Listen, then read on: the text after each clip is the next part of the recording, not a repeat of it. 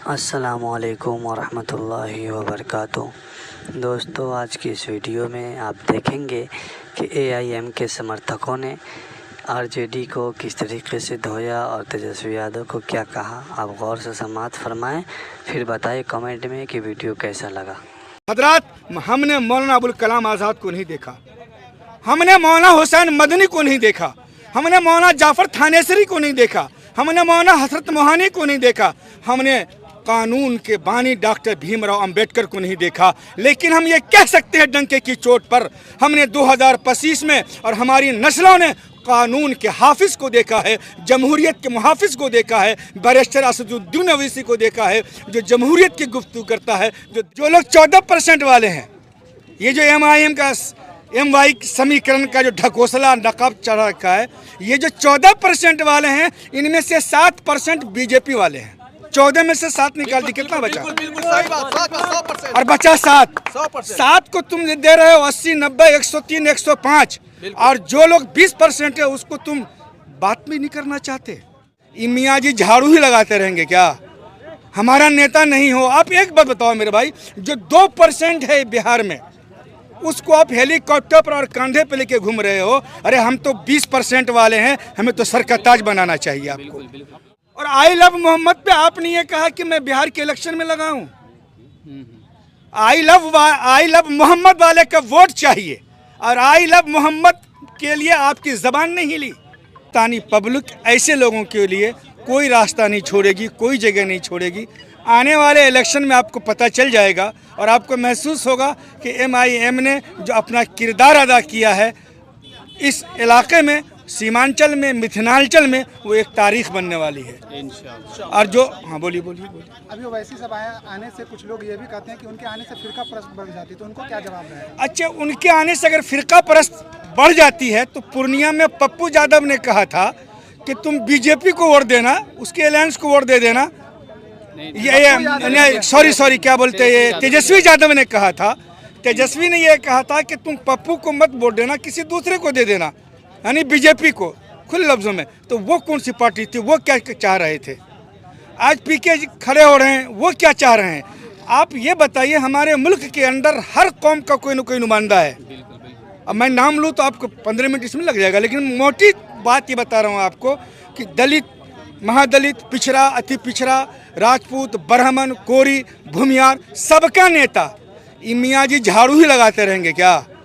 हमारा नेता नहीं हो। आप एक बात बताओ मेरे भाई, जो 2% है बिहार में, उसको आप हेलीकॉप्टर पर और कंधे पे लेके घूम रहे हो। अरे हम तो 20% वाले हैं, हमें तो सर का ताज बनाना चाहिए आपको। और एक मिनट सर, दूसरी बात यह है, जो लोग 14% वाले हैं, ये जो एमआईएम का एमवाई समीकरण का जो ढकोसला नकाब चढ़ा रखा है, ये जो 14% वाले हैं, इनमें से 7% बीजेपी वाले हैं। 14 में से 7 निकाल दी, कितना बचा? बिल्कुल सही बात, 100%। और बचा 7 को तुम दे रहे हो 80, 90, 103, 105। और जो लोग 20% है उसको तुम बात भी नहीं करना चाहते। भाई अख्तर इमान साहब ढोल नगारे के साथ गए थे, कहा मैं बहरा हो चुका हूँ, तो ढोल की आवाज़ पहुँचती है, उन्होंने सुना, लेकिन दरवाज़ा बंद कर लिया। ये मिथिलांचल की सरजमीन है। जिन लोगों ने एमआईएम के लिए दरवाज़ा बंद किया है, मिथिलांचल हो, सीमांचल हो, बिहार की कौम उसके लिए दरवाज़ा बंद करेगी और अपने दरवाजे तक नहीं आने जाएगी। तीसरी बात और आखिरी बात, आप कहते हो कि बीजेपी का टीम है। अगर ये बीजेपी की टीम होती तो दमखम के साथ, मजबूती के साथ इलेक्शन क्यों लड़ रही है?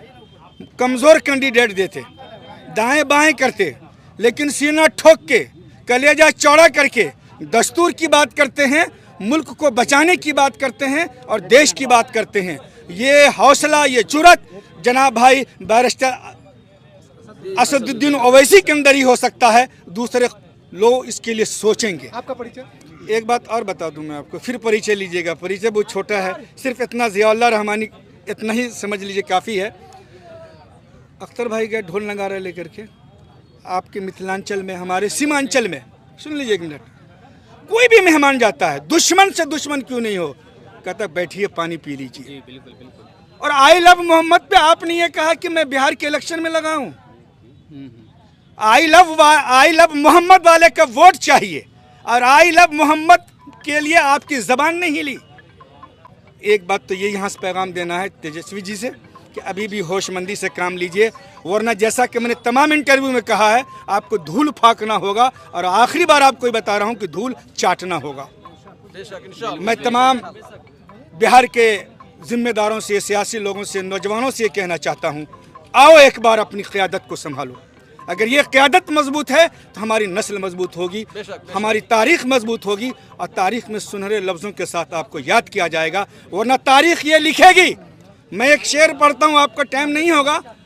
ये शेख सादी अलैहिर्रहमान ने कहा कि मुरातब ज़ीनो है खाह नबूद सरे मिधते पादशाह नबूद वले नज़्म करदम बना में फुला मगर बाज गोयंद साहब दिला के सादी के गोए बलागत रबूद दरअया में अबू बकर बिन साद बूद। हजरात, हमने मौलाना अबुल कलाम आज़ाद को नहीं देखा, हमने मौलाना हुसैन मदनी को नहीं देखा, हमने मौलाना जाफ़र थानेसरी को नहीं देखा, हमने मौलाना हसरत मोहानी को नहीं देखा, हमने कानून के बानी डॉक्टर भीमराव अंबेडकर को नहीं देखा। लेकिन हम ये कह सकते हैं डंके की चोट पर, हमने 2025 में और हमारी नस्लों ने कानून के हाफिज को देखा है, जमहूरियत के मुहाफिज को देखा है, बैरिस्टर असदुद्दीन अवैसी को देखा है, जो जमहूरियत की गुफ्तगू करता है, जो देश के हित की बात करता है।